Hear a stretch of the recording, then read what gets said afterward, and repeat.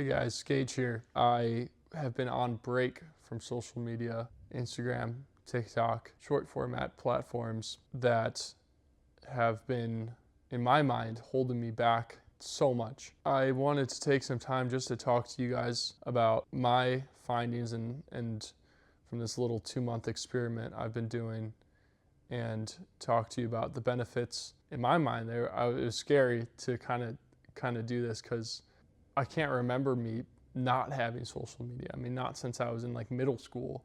I've always had some sort of stimulation on my phone. About 2 months ago, so I've been doing this experiment for 2 months, having no short format content in my day-to-day life. And I did this because I was scrolling on Instagram Reels and I was watching sports and eating something all at the same time and asking myself, like, it's a beautiful day outside and I'm stuck inside on 2 devices eating something on the couch. There's so much more that I could be doing with my time than just scrolling, yet it was almost unconscious decision of mine that when I started eating, I pulled out my phone and then I had something on the TV. So when I was finished eating, I was already scrolling and the stimulation was already there, and it was so hard. I knew I had to get myself out of this loop, but you've been there before. Like when you're scrolling or doom scrolling, you tell yourself, you're like, okay, I need to stop. But the videos are just so addictive and you're constantly spinning that slot machine and you can't stop. Middle of my doom scroll session, I stopped and I just deleted it off my phone. I honestly had no thoughts about why I deleted it, but it needs to stop, it needs to go. And that was 2 months ago, and I really have not looked back. Since deleting Instagram, I've started my own Skool community, and I've started this YouTube channel, and I've been journaling more. I got a yoga mat, and I've been stretching nearly every day because I have the time to now.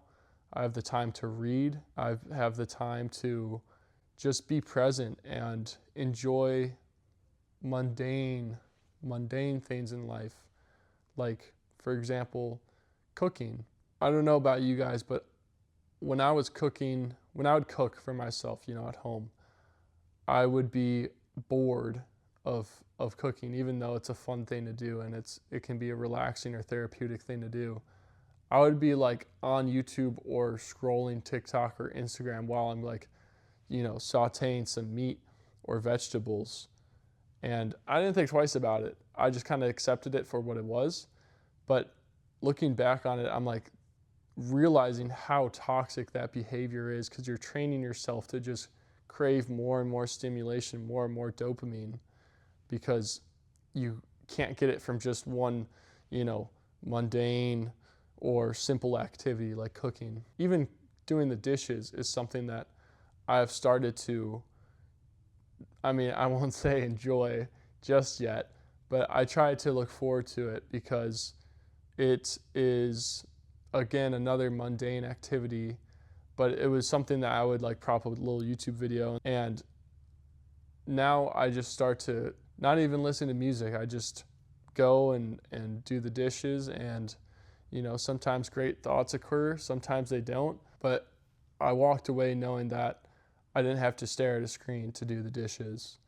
And to me, it is honestly a great feeling being able to unlock parts of that are in ourselves. They're built within us to enjoy things like that, or enjoy things like cooking that have been just so suppressed by our constant needs for stimulation that you can unlock them again within yourself by just simply putting down Instagram, Twitter, or TikTok. One of the biggest questions people have, aren't you worried you're missing something? And the simple answer is, I'm not. The first week I totally was, and I was curious and really antsy to check it. I didn't, and it was one of the biggest payoffs I've ever had, because you realize we have been living like this ever since, humans were on this planet, up until maybe 15 years ago or 20 years ago, whenever Facebook came out. We have been living like this for so long, and this is just such a new invention and idea that we don't need.